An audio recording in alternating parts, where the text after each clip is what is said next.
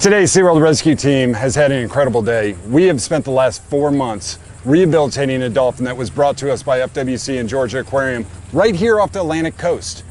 Today we brought her back to almost the exact spot that she was found, except 2 miles offshore, and we released her back into the water. She hit the water, swam around a little bit, and then gave us a couple bows and swam off. This is a very exciting day for us. An animal like this, to see her in the state when she came in, bitten by sharks, emaciated and in trouble and life-threatening injuries, to as healthy as she is now to swim back out there, is just a wonderful day, and that's why we do this. This dolphin was actually rescued due to being beached on the Atlantic Ocean beach. She had multiple shark bites plus conspecific bites on her body, and she was severely emaciated. Since she came into our care, we've actually been working around the clock with her with our veterinarian teams to care for her. We've done x-rays, gastric scopings, bronchial scopings. Guys have been in the water with her off and on, hand feeding her. This is all what goes on in a rehabilitation of a dolphin. This is a huge success for Georgia Aquarium, Seaworld, and FWC. Bringing a dolphin into rehab is one part of it. Being able to rehabilitate her and get her back out is a huge success and cannot be done without all the partners we have. You know, once an animal comes into our rehabilitation center, we are on for 24 hours around the clock every day of the week. It does not stop. From day one, we might have 5 people every shift around the clock until we get close to release, where we're down to 2 people every shift around the clock. One of the greatest things about our rescue partnerships and our rescue teams are everybody's dedication and passion to care for these animals. Rain, shine, night, day, doesn't matter. They're there to care for the animal, and this is what you get when you have that kind of dedication and passion. You get a successful story. Seaworld is part of the Southeast Stranding Network, and the Southeast Stranding Network has lots of partners that we all work with. One of our major partners that we work with is Georgia Aquarium and Florida Fish and Wildlife. Working together, it allows us to respond quickly to animals. So in this case, Georgia Aquarium and FWC were able to respond to this animal beaching within hours and get that animal to our rehabilitation center where we could get her into the pool. This kind of response can only happen if you work as groups and partners together. This is why Seaworld is so proud to be part of the Southeast Stranding Network.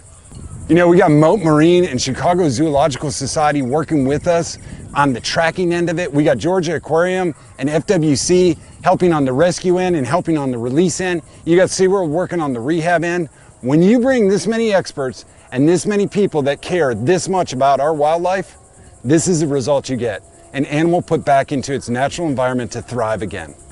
Prior to this animal being released, National Marine Fisheries Services, NOAA, has a checklist of things that have to occur to get her a clean bill of health and also to get her cleared for release back to her natural environment. She has to pass a hearing test, which she did with flying colors.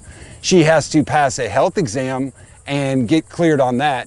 She also has to be reviewed on her ability to thrive back in her natural environment. So there are a couple committees that get together and review all this, and then once all that's been reviewed, a decision is made when and where to release her. And in this case, it was decided that we could release her today, right here at St. Augustine, pretty close to where she beached, and take her about 2 miles out, just outside the inlet, and release her back into her natural environment. We're here today because we got to actually return a rescued dolphin to the area where she was rescued from in St. Augustine. She was a Tursiops truncatus, or a bottlenose dolphin, who was TT 1802. So when this dolphin first arrived to SeaWorld of Orlando, she was actually in pretty rough shape. She was very thin, she was dehydrated, and she had a multitude of wounds on her. There were rake marks from other dolphins, and there were very deep bite wounds, some of them which were perfectly aligned shark bite wounds.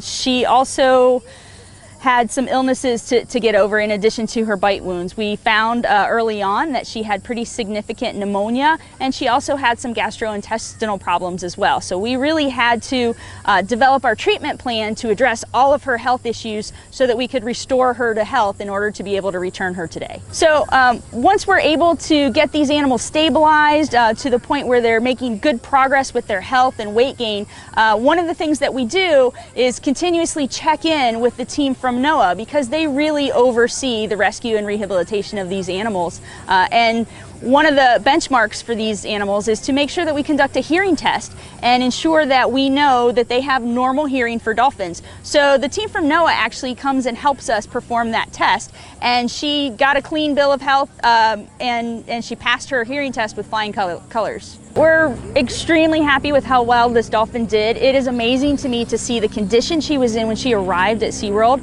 and all the challenges that she overcame to get her back to the point where today she's a feisty, healthy, normal-looking dolphin, and that's exactly what we're hoping for, and that's why we do what we do, and we're so glad to be able to return her back here today.